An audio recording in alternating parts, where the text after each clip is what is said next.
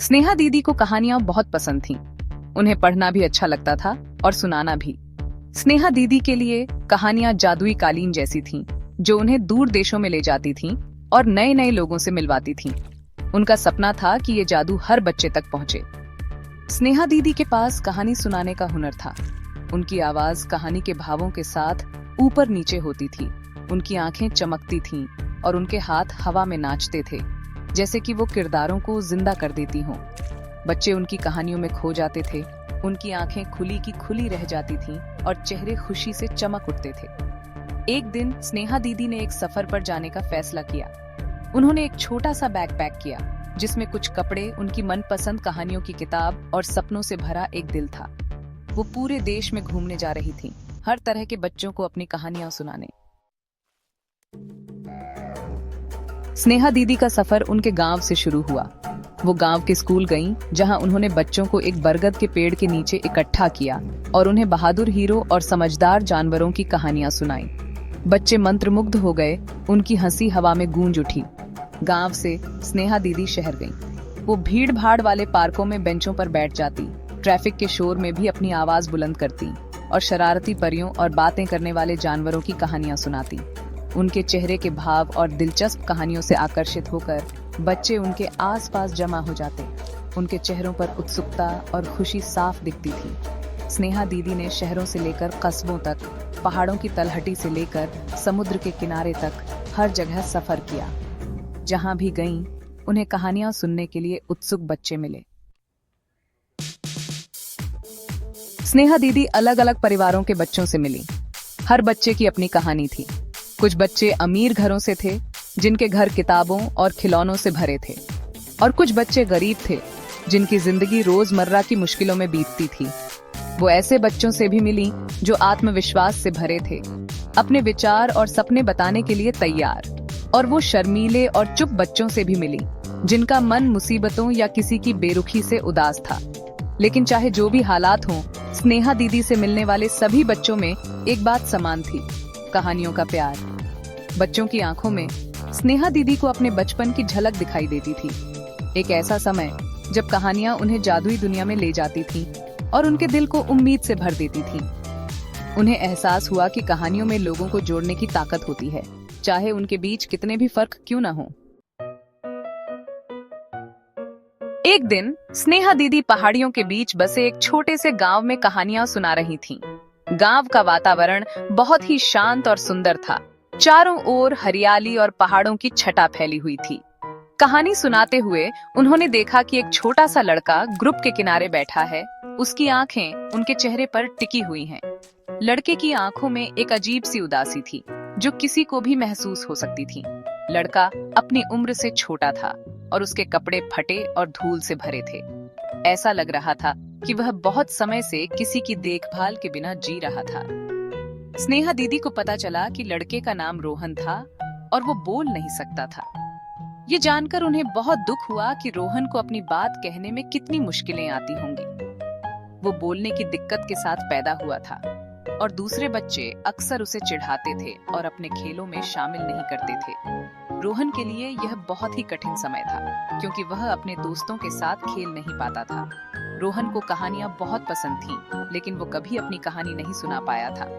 वह हमेशा दूसरों की कहानियां सुनता था और अपनी कल्पनाओं में खो जाता था। स्नेहा दीदी ने रोहन तक पहुंचने की ठानी। उन्होंने सोचा कि शायद वह उसकी मदद कर सकती है और उसे खुश कर सकती है। वो उसके पास बैठ गई और प्यार से उसका हाथ पकड़ लिया। रोहन ने उनकी ओर देखा और उसकी आंखों में एक चमक आ गई। उन्होंने एक छोटी चिड़िया की कहानी सुनाना शुरू की, जो गा नहीं सकती थी। यह कहानी रोहन के दिल को छू गई। चिड़िया उदास थी, क्योंकि वो दूसरी चिड़ियों के गानों में शामिल नहीं हो पाती थी। लेकिन उसने जल्द ही सीखा कि वो दूसरे तरीकों से बात कर सकती है, अपने खूबसूरत नृत्य और दूसरों के लिए किए गए अच्छे कामों से। ये सुनकर रोहन को लगा कि शायद वह भी अपनी तरह से अपनी बात कह सकता है।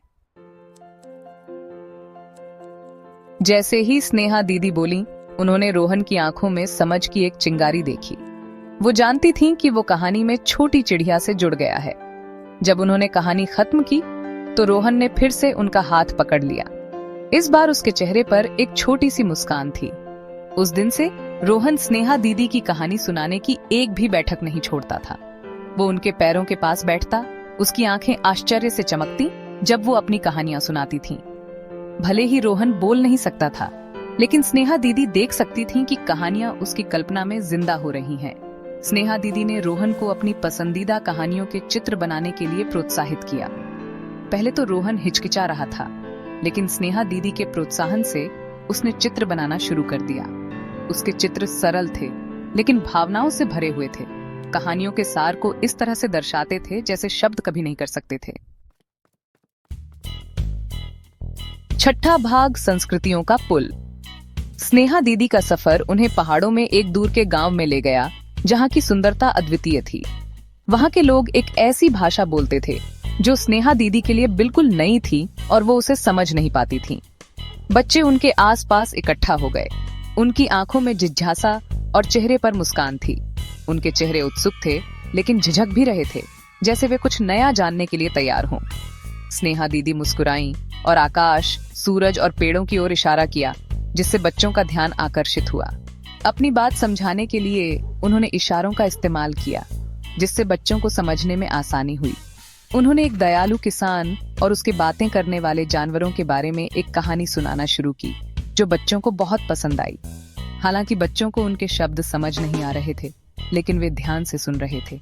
वे उनके हाव भाव, उनके इशारों और उनकी आवाज के माध्यम से व्यक्त की गई भावनाओं से मंत्रमुग्ध हो गए, जैसे वे कहानी का हिस्सा बन गए हों।